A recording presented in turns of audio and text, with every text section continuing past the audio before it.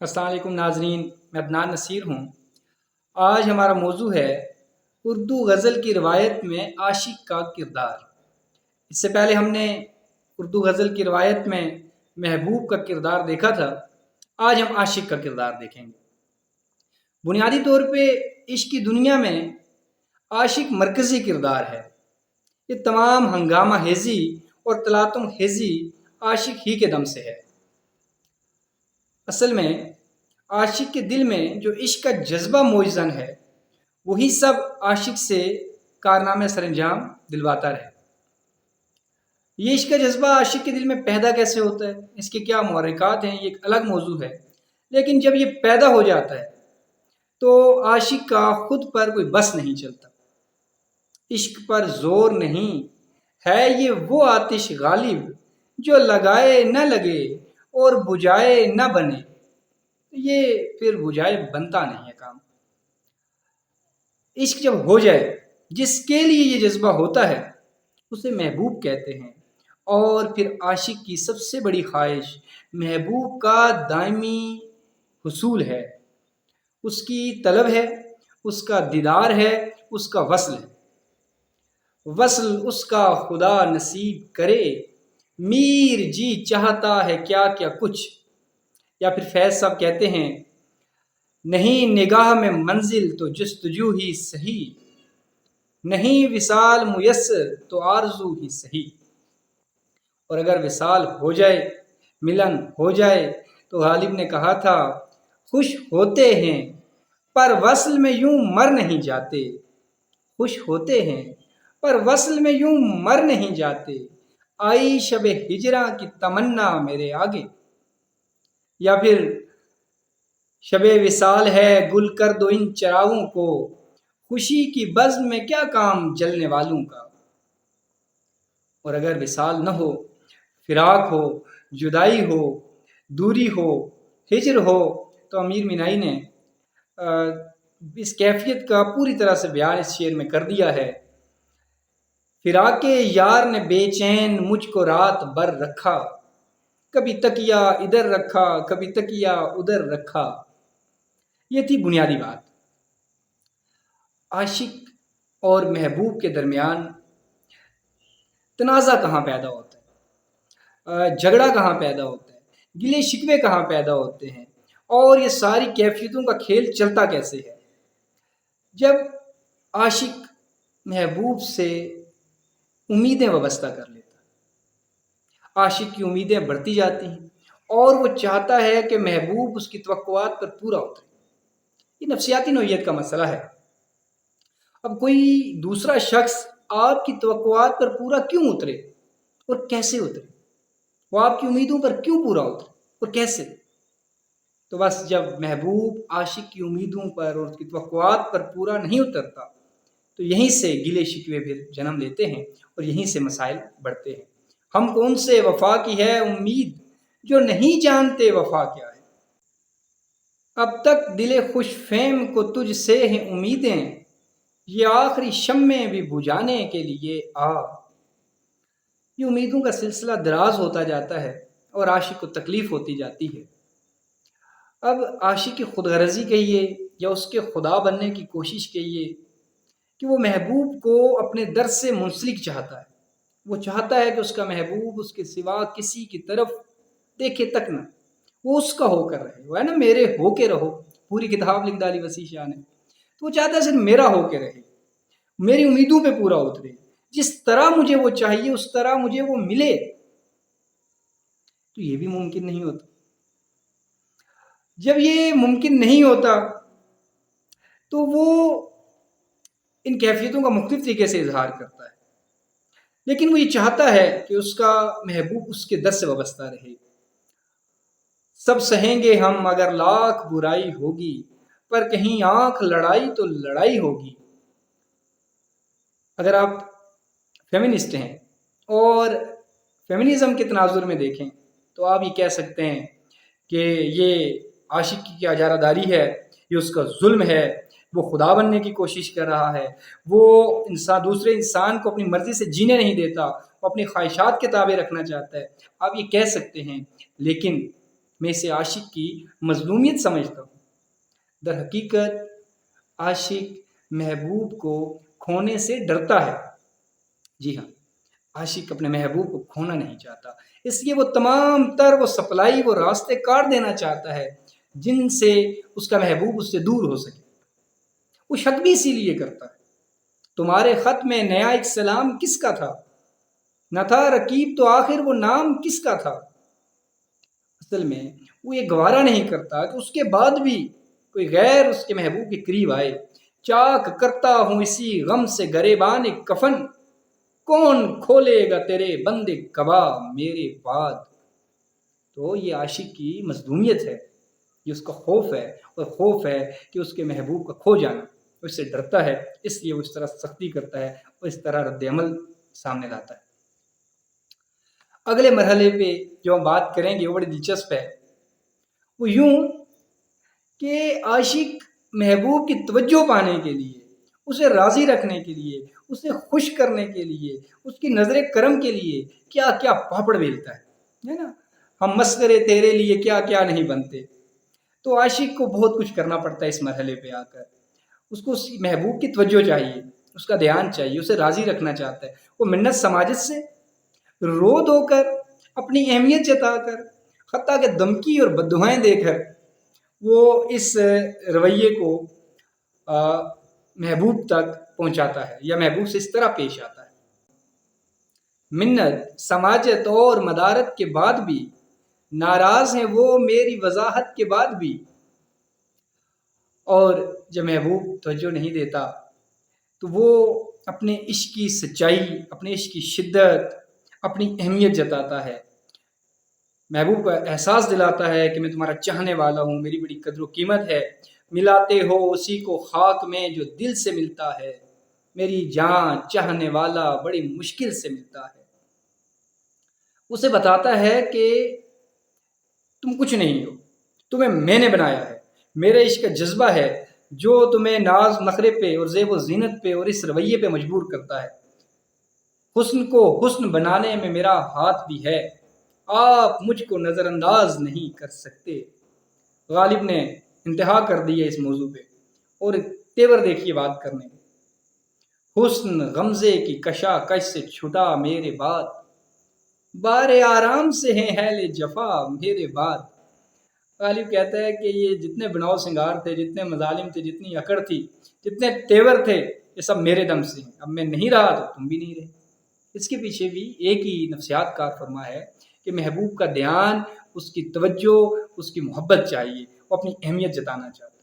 جب اس سے بات نہیں بنتی وہ دھمکی بھی لگاتا ہے، اسے چھوڑ دینے کی، اسے نظر انداز کرنے کی، وہ کسی اور کو محبوب بنا لینے کی۔ کچھ تو رکھی ہے تعلق میں کمی تو نے بھی، تیرے ہوتے ہوئے اوروں کی ضرورت ہے مجھے۔ یا پھر داغ نے اس سے بھی آگے بڑھ کر کہا کہ تو جو ہر جائی ہے تو اپنا بھی یہی طور سہی، تو نہیں اور سہی، اور نہیں اور سہی۔ جب دھمکی سے بھی بات نہیں بنتی تو عاشق کی مظلومیت دیکھیے، اس کی بے بسی دیکھیے کہ وہ اسے خدا سے ڈرانے لگتا ہے، خدا خوفی کا درس دیتا ہے۔ ہر زخم جگر داور میشر سے ہمارا، انصاف طلب ہے تیری بیداد گری کا۔ یا پھر بڑا مزہ ہو جو میشر میں ہم کریں شکوہ، وہ منتوں سے کہیں چپ رہو خدا کے لیے۔ یعنی قیامت کا دن ہو، سب کو اپنی اپنی پڑی ہو، اس میدان محشر میں اس قیامت کے دن کہیں اتفاق سے محبوب عاشق کے قریب آ جائے، محبوب پر عاشق کی نظر پڑے اور وہ اسے کھونی مار کے کہے بتاؤں جو دنیا میں تم نے میرے ساتھ کیا میں بتاؤں؟ وہ آگے سے ہاتھ جوڑ کے کہے خدا کا نام ہے چپ رہو، منہ بند رکھو، میں آگے پریشان ہوں، تم اور نہ منہ کھولنا۔ جب خدا خوفی بھی محبوب کو نہیں ہوتی اور اللہ سے بھی نہیں ڈرتا تو پھر محبوب کے عاشق کے پاس ایک ہی راستہ ہے، وہ اسے جلی کٹی سناتا ہے، اسے بددعائیں دیتا ہے۔ کچھ خدا ایسی کرے تجھ کو محبت ہو جائے، تو پکارے ہمیں ہم تجھ سے کنارہ کر لیں۔ یا پھر اس سے بڑی بددعا میں نے آج تک نہیں پڑھی نہ سنی۔ بددعا دیکھیے، اگرچہ اطلاع میں مختلف ہیں، تلمیحات اور ہیں، لیکن یہاں برابر بیٹھتا ہے شعر۔ خدا کرے کہ تمہارا بھی کوئی یوسف ہو، خدا کرے تمہیں اس کی قمیض تک نہ ملے۔ یہاں تک کے مراحل تھے عاشق کے۔ اس کے آگے کے مراحل دیکھیے۔ عاشق جب محبوب کی توجہ نہیں پاتا تو پھر وہ محبوب کو چھوڑ دینے کا فیصلہ کرتا ہے، ترک محبت کا فیصلہ کرتا ہے، اسے نظر انداز کرنے کا فیصلہ کرتا ہے، یا محبوب کی برابری کرنے کا فیصلہ کرتا ہے۔ غالب نے کہا تھا وہ اپنی خو نہ چھوڑیں گے، ہم اپنی وضع کیوں بدلیں، سبک سر بن کے کیا پوچھیں کہ ہم سے سرگراں کیوں ہو۔ یا پھر بڑی سادہ سی بات ہے، ہماری شرط وفا یہی ہے، وفا کرو گے وفا کریں گے۔ یا پھر داغ نے کہا تھا آپ کے سر کی قسم داغ کو پرواہ بھی نہیں، آپ سے ملنے کا ہوگا جسے ارماں ہوگا۔ وہ محبوب کو نظر انداز کرنا چاہتا ہے، لیکن یہاں بھی بات بنتی نہیں، وہ ناکام ہو جاتا ہے، پھر اس سے رہا نہیں جاتا، بار بار اس کے در پہ جاتا ہوں، حالت ایک اضطراب کی سی ہے، گول کی گول ہی رہی دنیا، پھر وہی در ہے، پھر وہی دستک۔ یا پھر غالب کا شعر، وائے دیوانگی شوق کے ہر دم مجھ کو، آپ جانا ادھر اور آپ ہی حیراں ہونا۔ وہ ناکام ہو جاتا ہے، وجہ حالی نے بتا دی، ہوتی نہیں قبول دعا ترک عشق کی، دل چاہتا نہ ہو تو زباں میں اثر کہاں۔ یا پھر حقیقت کھل گئی حسرت تیرے ترک محبت کی، تجھے تو اب وہ پہلے سے بھی بڑھ کر یاد آتے ہیں۔ یا پھر فراق، سر میں سودا بھی نہیں، دل میں تمنا بھی نہیں، لیکن اس ترک محبت کا بھروسہ بھی نہیں۔ وہ محبوب کو نظر انداز کرنے میں، اس کی برابری پہ آنے میں، اسے چھوڑ دینے میں ہر طرح سے ناکام ہو جاتا ہے۔ بات یوں ہے کہ عاشق کی اپنے آپ سے جنگ چل رہی ہوتی ہے، وہ اپنے اندر ہی ٹوٹنے اور بننے کے عمل سے گزر رہا ہوتا ہے، وہ خود کو تسلیاں بھی دیتا ہے، وہ محبوب کی طرف سے بھی سوچتا ہے، اس کی حمایت میں بھی سوچتا ہے، اور ہونے اور نہ ہونے والے واقعات کے اسباب اور وجوہات ڈھونڈنے کی کوشش کرتا ہے۔ مثلا اب جب ہر طرف سے ناکامی ہو رہی ہے، محبوب جو ہے وہ کسی طرح دام میں نہیں آ رہا، اس کی اہمیت جو ہے وہ نہیں سمجھ رہا عاشق کی، اور اسے توجہ نہیں دے رہا، تو پھر عاشق کہتا ہے کہ کچھ تو مجبوریاں رہی ہوں گی، یوں کوئی بے وفا نہیں ہوتا، ہیں دلیلیں تیرے خلاف مگر سوچتا ہوں تیری حمایت میں۔ یا پھر وہ بے وفائی کا ٹیگ بھی لگا دیتے، اپنے آپ سے جنگ لڑ رہا ہے، وہ یہ سمجھنا چاہتا ہے یہ ہو کیا رہا ہے، اس کے محبوب ایسا کر کیوں رہا ہے، پھر خود کو تسلیاں دیتا ہے، کیوں سنے عرض مسترب مومن، صنم آخر خدا نہیں ہوتا۔ یا پھر فرحز نے کہا تھا اس کی وہ جانے اسے پاس وفا تھا کہ نہ تھا، تم فراز اپنی طرف سے تو نبھاتے جاتے۔ اب محبوب کا دائمی وصال، دائمی حصول ممکن نہیں رہا، ہمیشہ کے لیے محبوب بچھڑ گیا ہے، تو پھر عاشق کے لیے تین راستے، تین طرح کے رویے پھر عاشق اپنا سکتے ہیں اور وہ اپناتے ہیں، جو غزل کے مطالعے سے میرے سامنے آتے ہیں۔ ایک تو یہ ہے کہ آپ محبوب کے غم کو سینے سے لگائے رکھیں اور اسی کی یادوں میں مگن رہیں، ایک نشانی بھی فراموش نہیں کی اس کی، ایک بھی زخم کو آرام نہیں آنے دیا، اسی کی یادوں میں رہیں، چپ کے رات دن ناسو بہانا یاد ہے، ہم کو اب تک عاشقی کا وہ زمانہ یاد ہے، وحشت کیجئے صحراؤں میں بھٹکیے، گریبان چاک کیجئے، لیلا لیلا کرتے رہیے، خاک اڑائیے، جب بہار آئی تو صحرا کی طرف چل نکلا، سینے گل چھوڑ گیا دل میرا پاگل نکلا۔ اور دوسرا راستہ عاشق کے پاس یہ ہے کہ وہ محبوب کے غم کو بھلانے کے لیے ایک نیا غم پالے، عورت کے لگے زخم پہ ایک دوسری عورت، ناکام محبت کی سزا اور محبت، غلط نہ جان میری دوسری محبت کو، یقین کر یہ تیرے ہجر کی تلافی ہے، بچھڑ کے تجھ سے کسی کو نہ کر سکے انکار، تمہارے بعد محبت کی مار کھانے لگے۔ یہ رویہ اپنایا جائے۔ اور پھر تیسرا رویہ ہے، شعر دیکھیے گا، यहीं फिरते हैं शरीफ आदमियों की सूरत, दश्त में खाक उड़ाई नहीं वहशत नहीं की। और तीसरा रवैया क्या है, शेर देखिए कि आशिक जो है ना तो उसके गम को सीने से लगाए रखे बल्कि उससे बाहर निकलने की कोशिश करे, ना उसका गम बुलाने के लिए किसी दूसरे गम में मुब्तला हो, बल्कि वो अपने आप पर तवज्जो दे, उसके गम से बाहर निकलने की कोशिश करे और अपने आप को बनाए। ये शेर देखिए, और इस कबील का कोई और शेर आपके जहन में है तो कमेंट बॉक्स में ज़रूर लिखिएगा, मैं शौक से पढ़ूंगा। खुद को तरतीब दिया आखिर कार असरे नो, खुद को तरतीब दिया आखिर कार असरे नो, जिंदगी में तेरा इनकार बहुत काम आया। तो मेरी राय पूछें तो ये तीसरा जो रवैया है इस डगर पे चलना चाहिए और इसे अपनाना चाहिए। अब आखिरी बात करता हूँ कि हर दौर में हर तरह के आशिक सामने आए हैं। तो उर्दू गज़ल के अव्वलीन और सुनहरी दौर में आशिक ने अपनी सुस्ती, अपनी काहली और नाकामी और निकम्मेपन को इश्क के पीछे छुपाया है और इश्क को ढाल बनाने की कोशिश की है। गालिब का मशहूर शेर है, आपको आता होगा और यकीनन आता होगा, आपने बचपन ही में सुन रखा होगा, इश्क ने गालिब निकम्मा कर दिया वरना हम भी आदमी थे काम के। तो ये जो अपनी काहली और सुस्ती और कामचोरी को इश्क के जज्बे के पीछे ढाल बनाना है, ये आगाज़ में हमें यूँ मिलता है।